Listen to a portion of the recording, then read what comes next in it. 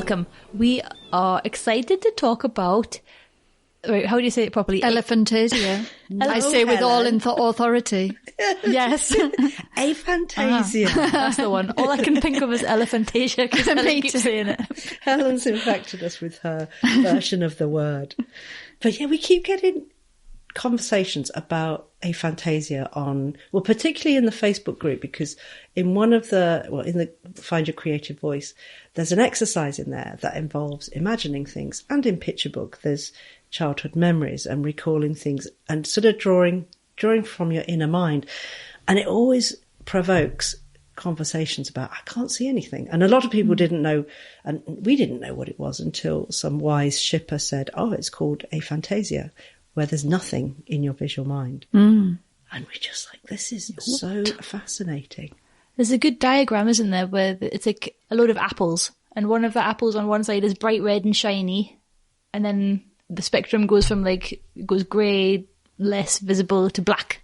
And that's like the spectrum of how many elephants are in Elephantasia. How fantastic you are. But I think everyone's on the spectrum of aphantasia. Some people just see a black screen in their mind, and they, even if there's things they know really well, like their bedroom, they perhaps can't remember it and put that picture in their head. Some people can roughly sketch out the shape of their bedroom and where the bed is, but they can't see the colour of the bedspread or where the window was. And then other people have really super vivid imagery, like you would have when you were a child and you were scared of monsters under the bed, and you really actually knew what the monster looked like. It was so vivid that your feelings and terror were provoked by the power of your own visualization. And I think obviously as adults you lose that intensity, but some people have really super powerful visual memories, which apparently is called eidetic memory, so my wise husband told me. Is that like photographic memory? I think it is, or it's ultra vivid. You can do all the details. Wow. See, I can't do all the details, but I do see things in my brain. And we were talking about this before, like when you read a book, like a fiction book, it's like plugging your brain into a film. For me anyway, and I see the film, I see the book in my mind. And that's what really confused me about aphantasia. Like, are these people reading and just not seeing anything? But well, my daughter says she doesn't see anything when she loves fiction. And I said to her, can you see anything? And she said, no, but the story, I can feel the story. But I don't have pictures when a space or a person is being described. And she's an interior and spatial designer by trade. There are so many creative people with aphantasia, and they just work differently. I think what's so amazing about it, what's really interesting is we've spent the morning, the three of us, trying to describe how we remember things, and it's so hard, and you want to get into somebody else's brain and have a poke about and go, it's like that. What do you mean? It's really hard to describe how you remember things, because I think memory is part emotion and part visual. I think I remember things more if I've got a big emotional connection to it, like my childhood bedroom and things like that. But I don't think I remember every single thing in the bedroom and exactly how the books were piled up. I think I have a good visual memory, but not like a photographic memory. Yeah. And I guess everybody's on a spectrum, aren't they? And little things will trigger my brain. So like I went into my daughter's school and the carpet is the same from when I was there. And I must have looked at the carpet a lot because I looked at it, I was like, whoa, that's my whole childhood in the carpet. Or like I can remember the wallpaper at my granny's house because it was beside the bed and you'd be looking at it in the morning and it had the little foamy lumps and you could pick them off. Yeah. Yeah, I remember bedspreads. Do you remember candlewick bedspreads where you could pluck the little bits of tufty fluff out of them? I remember the colour of that and the feel of that. I remember going to my grandma's and it was always cold upstairs because she had no heating, and the bedspread, those candlewick bedspreads would feel heavy because they were sort of damp from the cold. Like I remember all of the feelings around it, which helps plant the visual memory. And I have a good friend, Scott Robertson, who is a fine artist, and he has aphantasia, and we've been talking about it a lot. And he says he has all the emotional memories. He has emotional memories of houses and rooms and places he's been, but no visual memory. And there's one particular painting that he did. He usually paints so if he paints a figure, it's like a stick man, because he doesn't try to make it real, but he tries to put the emotional impact of what he's trying to say into that figure. Anyway, there's one painting that he's done that's quite unusual because it's a scene near where he lives, and it's the beach with the beachside cafe, which is like a little white 1920s building. But also to get from the beach, there are those steps, you know, how you walk up. So how do you describe those steps off the beach? They're sort of scary, aren't they? Yeah. They're like a pebble dashy concrete, and it's a bit like you go in as an enclosed space and you go up the sidey stairs. They're all damp, and you know that the sea has been in them and dragged all of the seaweed and the bits of sticks and stuff into there, and seaweed and stuff. And they smell funny. They often smell of wee. And they're sort of weird, creepy space. Also, all of the sound of the sea and the wind stops when you get between the steps. Well, it's like a dead space. Yeah, it's a like weird space. Yeah, so in his painting, everything is like a diagram. You know, like you would just draw a strip of yellow sand, a strip of blue sky, the building, but he's drawn the steps, and all there is this like dark grey square that represents the bit you walk into to go up the steps. And that grey bit like seems to sink right back in the landscape, like beyond the building, beyond the horizon, like really deep. And it just gives you that weird, like, ooh, that feeling of being in those steps. So that painting is just about the feeling. The rest of it is like a diagram. And he has Aphantasia. And it's like, it charges his painting with something better than if it had been very realistic. Do you know what I mean? Yeah, rather than externally representative. Yeah, What's quite funny though, when you're describing a painting painted by someone with aphantasia and asking us to picture. Picturing it. Yeah, it's so clear. Yeah. I wish I could get in other people's brains and see what they see. Well, I think that children's book illustrators, you can say not many of them will have aphantasia because I always look at the imagination in children's books with the scenes and the characters and the invention. And I think my brain doesn't have that. Yeah, but people create them from lots of places, don't they? Like I couldn't make a whole background scene entirely from memory. I'll have a memory. I'll have been to a place and think, oh, I'll set it that place because that seems about right. And then, or decide it needs to be like a market square or something. And then I'll Google it a bit. And you then do a mental collage. Do like a mental collage, get rid of the Google images and then try sketch it a few times till a version feels right. Like you've made it. But it's definitely not entirely, I've been in a market square. I know exactly how that looks. But our Alice seems to have that. Alice seems to have a really, really good memory for details. She said she lies down at night. Sorry, I was giving away your sleeping secrets. But she said she can create whole scenes in her mind when she falls asleep. And I used to be able to, as a child, I'd create woodland animal scenes to calm myself down when I was probably 5 or 6.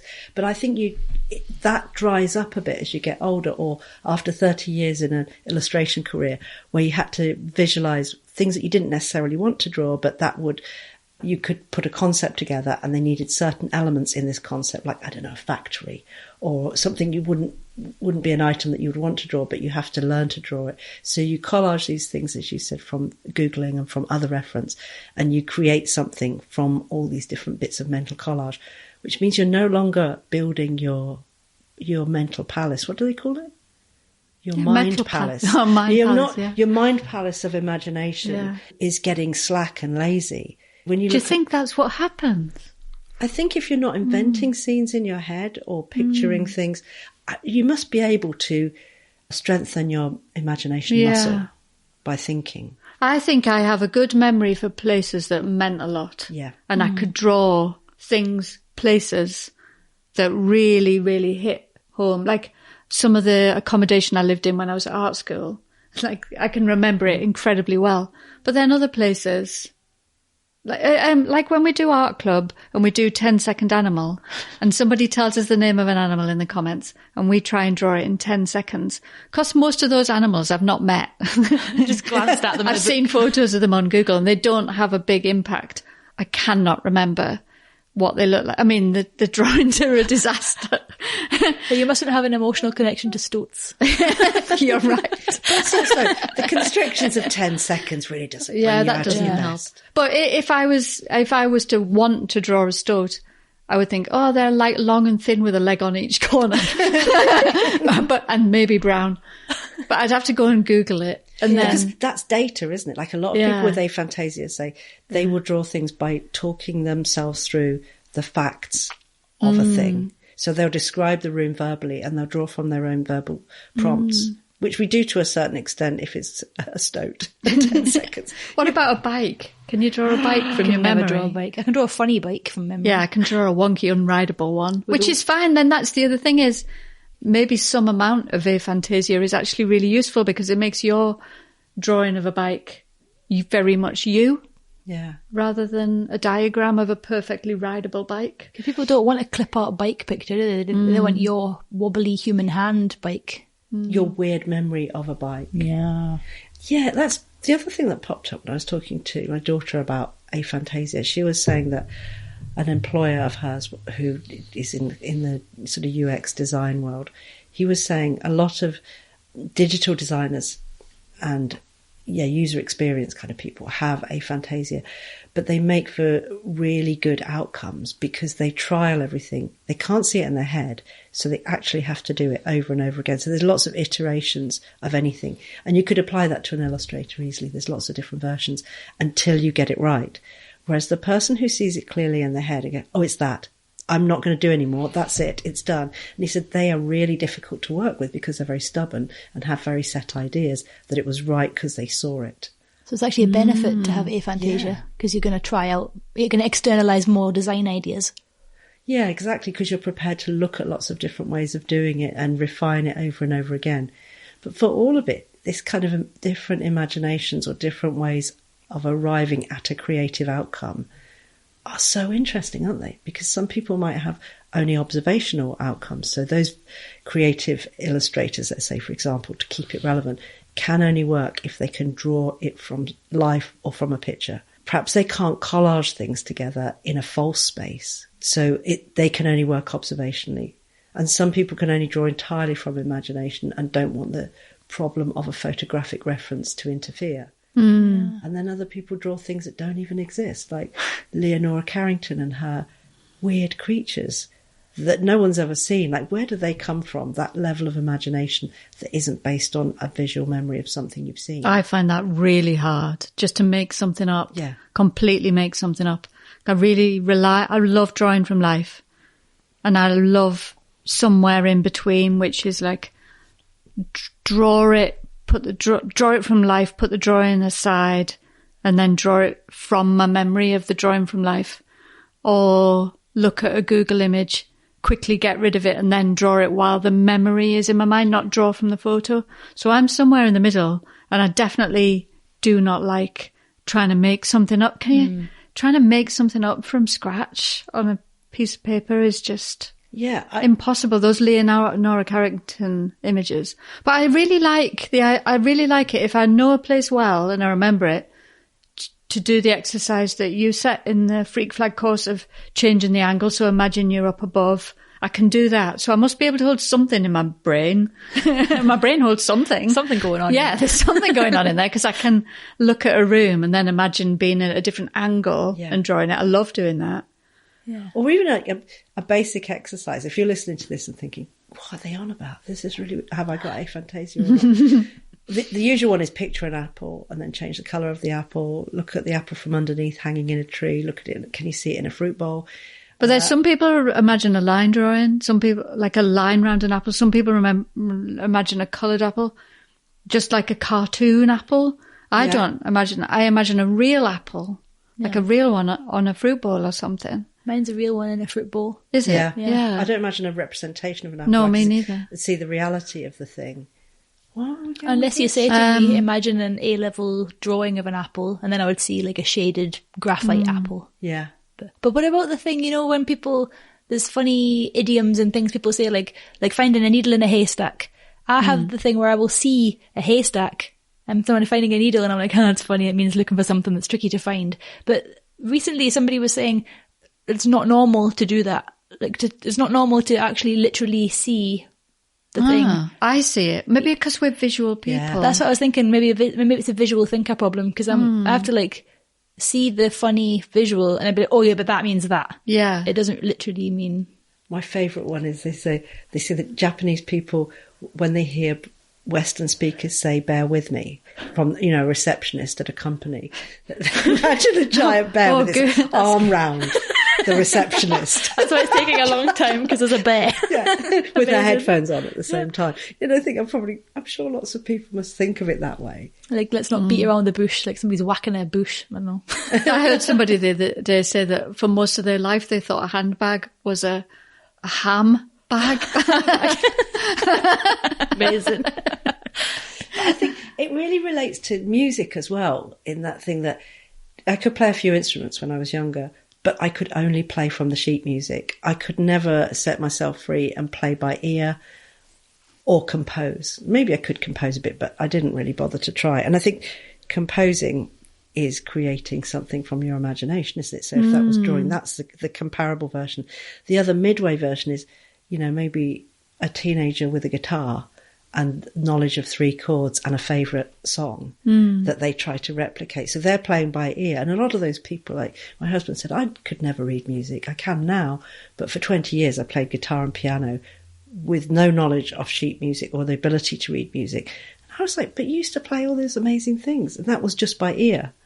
It really relates so closely to drawing, doesn't it? Whether you can be set free with no reference to draw from, and you're just drawing from the memory in your head. But aphantasia is sensory, isn't it? There's taste, hearing. Oh, yeah, they talk about smells as well.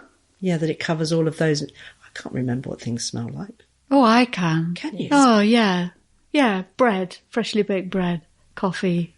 Or even when it's, you know, it's just rained, what's that called? Petrichor. Oh, yeah. It's a good smell. Yeah. Am I supposed to smell it or Do just you remember not, it? then? No, Do I you can't not? smell it, but I can think of how it is. Or like barbecue smell. You know, when you've got smoke in your hair and all. And See, things. that's when I want to get in your brain, because maybe I'm just thinking of what the smell is, but I can...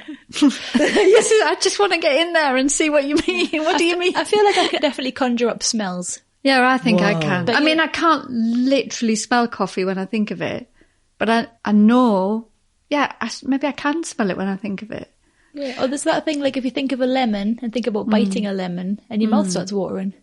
I'm going to go later on, try and conduct that experiment. And then it's getting close to synesthesia as well, isn't it? I think I had that when I was a child. Yeah. What? How? I love synesthesia. Everybody I knew had a colour, Yeah. or I knew what day of the week they were. Oh, that's a thing, isn't it? Yeah, I had that as a child. And words had colour. Yeah. And sounds had type of lines and patterns and textures. And numbers. Thursday is Had friendly. Yeah. I think, is that because that's a good party night as a student? No, it's just a good sounding word. Friday is navy blue. Friday is navy blue. My granddad was mustard. Amazing. I remember really feeling all Yeah. those Yeah. rational adult life, I think, washes a lot of that away. Again, like having the memory of the monster under the bed and the ability to have synesthetic thinking. Marion Ducharme always tells me she has synesthesia. She still has it quite strongly. Oh, does she? Yeah. I think, will you tell us somehow whether, I don't know. Yeah, how make an Instagram post about it, because everybody will be interested, but tag us so Yeah. we can read it if you've got synesthesia or elephantasia or... Aphantasia. It's just, you know, the creativity that comes out of all the neurodiversity of our brains. And I think initially, if you have aphantasia, you think, oh, that's it. How can I be a visual creative person? But there are so many, there's an entire community of aphantasia creatives if you look online, and the work is really interesting, and it isn't a closed door to creativity at all. It's actually a different way of bringing things about, a really interesting way. Where do you think you are on the spectrum of aphantasia on a 0 to 10? Is 10... 10's shiny red apple. Eidetic memory. And Oh, well, 0's maybe black. 7? I don't know, because I can't get in the brain of a 0 or a 10. But I don't think I'm a 10. Maybe because I do need some visual reference for stuff, so maybe a 7? Don't know. You know your childhood memories, like the floating dog ghost in the Glasgow block of flats. You'd have to go on Helen's childhood memories. Oh yeah, that's actually not, the floating wolves were a recurring dream, but that was actually a brief for somebody else's text, and it was a block of flats. So I set it in those Red Road flats in Glasgow that I'd visited loads of times when I was at art school because I had friends who lived in there. But I did have to Google searches of the interiors of the Red Road flats. Yeah. And I also did some drawings of wolves from memory because I'd drawn wolves in real life in the past.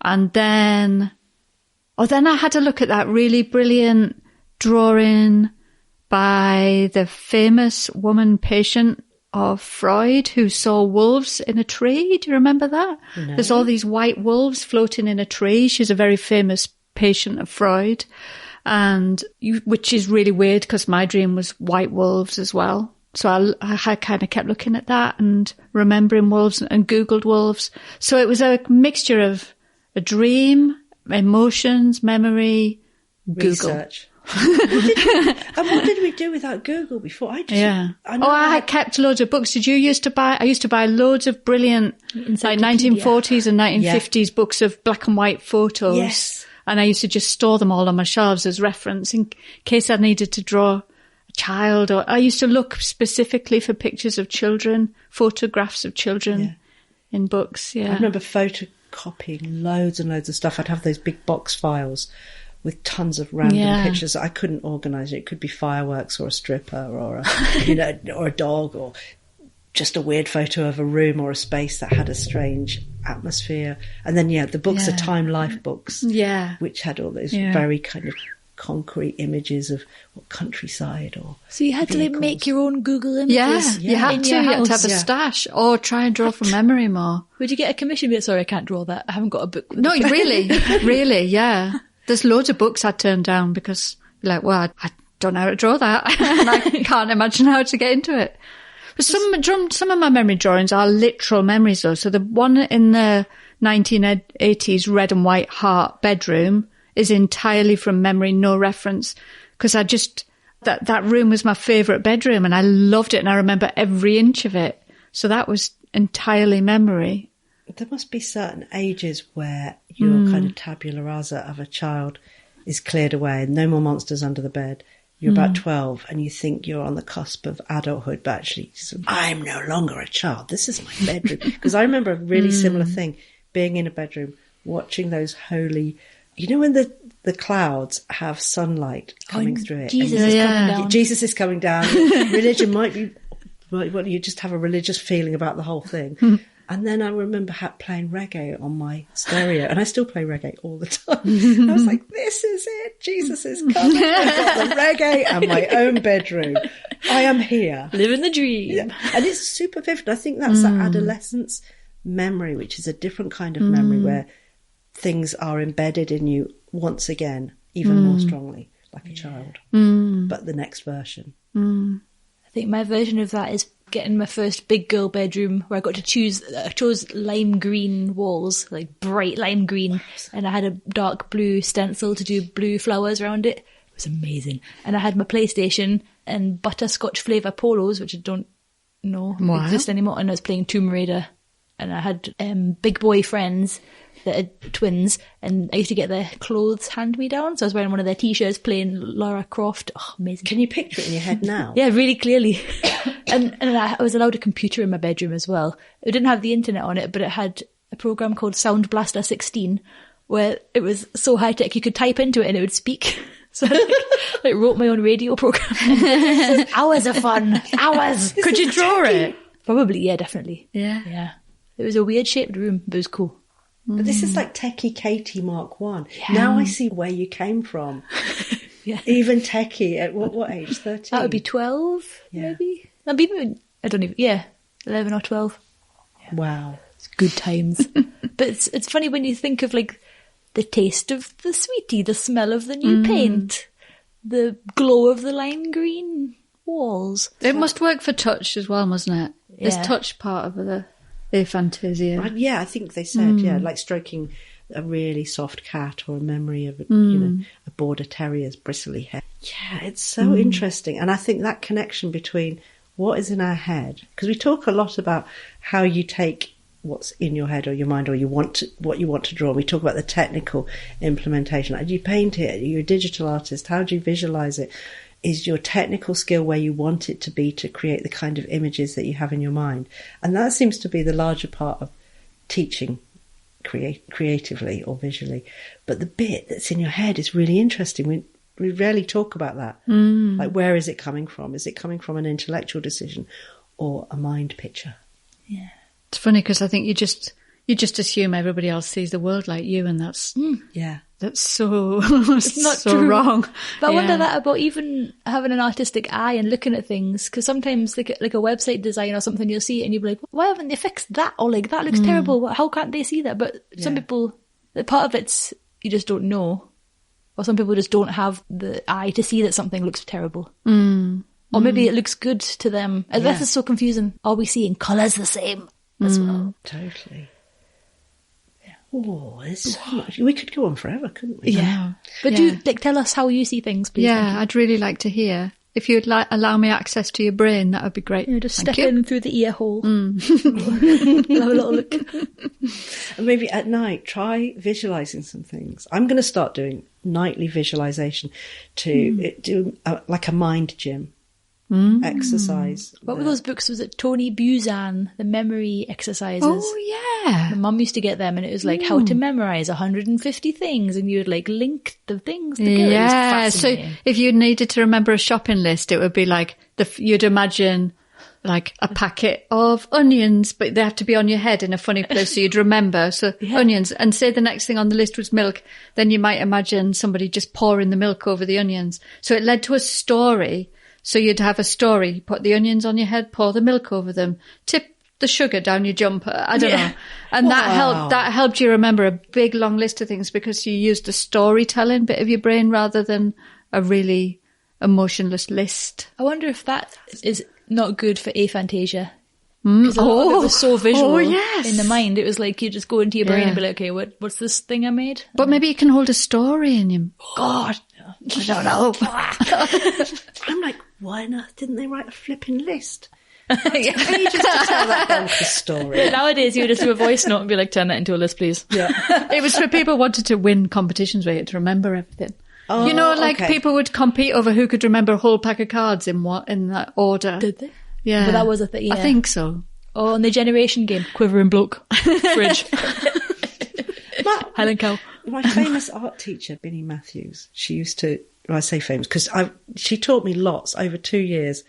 There were so many weird things that I look back on now that really had an impact. And when we were in sixth form painting, she used to do that tray thing where you have a tray full of things and put the velvet cloth over the top. It would be dead useful for that. And you have to feel it. And then even if you don't know what the object was, and you probably didn't know what the object was, you'd have to go and draw it purely from the physical sensation. Wow. This could be art club. Oh, let's do that at art club. Let's do Elephantasia art club. But you're not allowed to look at it. Or you touch is that I don't know, it's not discrimination against aphantasia. But yeah, just touching things under a cloth. I like that idea. Them. You'd have to get someone else to prepare the objects. Yeah, otherwise you'd be cheating. You don't need to know. So what we usually do is blind art club is you put the drawing under a box, but you can see the object. But this is going to be the other way around. Yeah. You can't see the object. You can touch it, but you can't But you can see your drawing. I really want to try that. Get your significant, what do they call them? Your significant other in your life to create a tray of strange things for you to draw. That would be so good. And then at the end, you post the drawings and the reveal. The big reveal. What have I been drawing? I think we should deliver a tray of things to each other with a towel over. Yeah. It would be so much fun. Thanks, we got Binny. to do that. You've worked out a new art club for us. Okay, we'll see you at art club. Yeah. Okay. Bye for now. Bye. Bye.